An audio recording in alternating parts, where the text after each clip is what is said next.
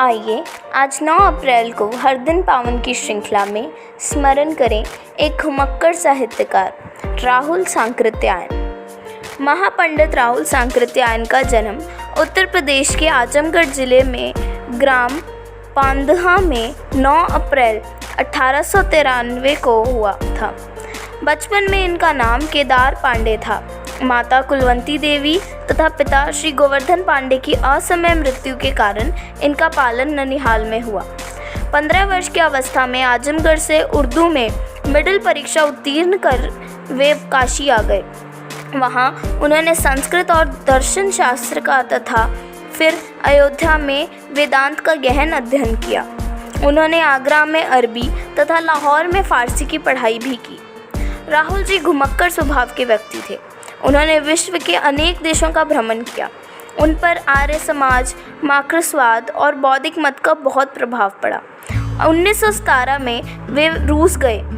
वहाँ उन्होंने रूसी क्रांति का गहन अध्ययन कर उस पर एक पुस्तक लिखी। बौद्ध मत का अध्ययन करने के लिए उन्होंने चीन, जापान, श्रीलंका और तिब्बत आदि का कष्टपूर्ण पर विस्तृत प्रवास किया। वहाँ जो भी प्राचीन पुस्तकें एवं पांडुलिपियाँ उन्हें मिली उसे 22 खच्चरों पर लादकर अपने साथ लाए। इनमें से अधिकांश का उन्होंने हिंदी में अनुवाद किया। इस प्रकार भारत से बाहर बिखरे बौद्धिक साहित्य से उन्होंने विश्व का परिचय कराया। बौद्धिक धर्म से प्रभावित होकर उन्होंने उसे अपना लिया। इसके बाद उनका नाम राहुल सांकृत्यायन हो गया।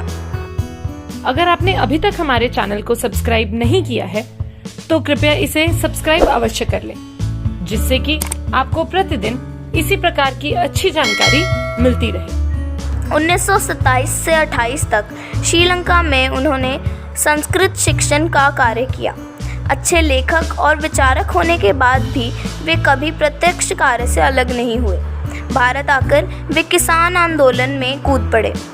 उनका मत था कि अंग्रेज़ों की शह पर पल रहे सामंतवाद और पूंजीवाद के गठजोड़ को तोड़े बिना किसानों की दशा नहीं सुधरेगी।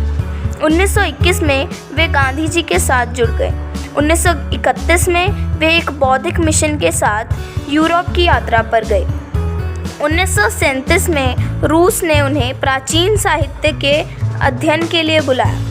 भारत आकर 1942 में वे भारत छोड़ो आंदोलन के अंतर्गत जेल गए।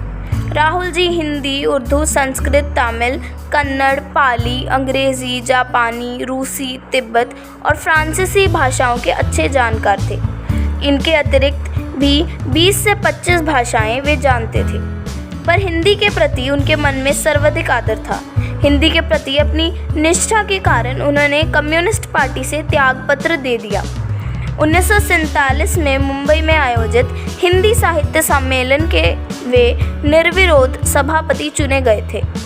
उन्होंने कहानी, उपन्यास, यात्रा वर्णन, जीवनी, संस्मरण, विज्ञान, इतिहास, राजनीति, दर्शन जैसे विषयों पर विभिन्न भाषाओं में 130 ग्रंथ लिखे। वोल्गा से गंगा तक उनकी सबसे महत्वपूर्ण कृति है, जिसे वैश्विक ख्याति मिली। उनकी पुस्तकों के अनेक भारतीय तथा विदेशी भाषाओं में अनुवाद भी हुए हैं। राहुल जी को महापंडित की उपाधि पाठकों ने ही दी। कई देशों में उन्होंने अपने वहाँ बुलाकर अनेक सम्मानों एवं पुरस्कारों से अलंकृत किया। भारत में उन्हें पद्म भूषण और साहित्य अकादमी पुरस्कार से सम्मानित किया गया।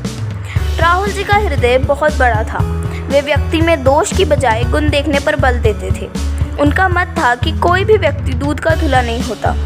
यदि किसी में 5% भी अच्छाई है तो उसे महत्वपूर्ण देना चाहिए। घुमक्कड़ पंथ के अनुयायी राहुल जी 1959 में दर्शन शास्त्र के महाचार्य के नाते फिर श्रीलंका गए, पर 1961 में उनकी स्मृति खो गई। इसी दशा में 14 अप्रैल 1963 को उनका देहांत हो गया। भारत माता की जय।